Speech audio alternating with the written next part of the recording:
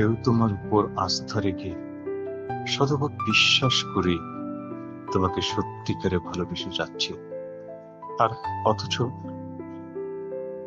অথচ তুমি তাকে বোকা ভেবে অবলীলায় অবিরাম ঠকিয়ে প্রতারণা করছো। ভেবো না তুমি খুব বেশি লাভবান হয়ে যাচ্ছ, কারণ তুমি একদিন এমনি ভাবে আরেকজনের কাছে বাজেভাবে প্রতারিত হবে।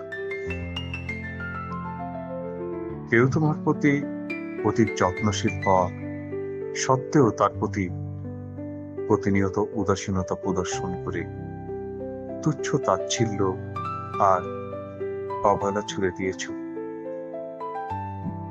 একটু অপেক্ষা করো,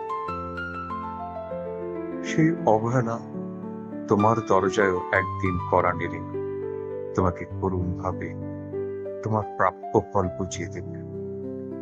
কারণ প্রকৃতি সূক্ষ্ম বিচারকারী, প্রকৃতি যার যার কর্মফল কড়ায় ঘন্টায় বুঝিয়ে দেয়, আর আর এটাই প্রকৃতির নিয়ম।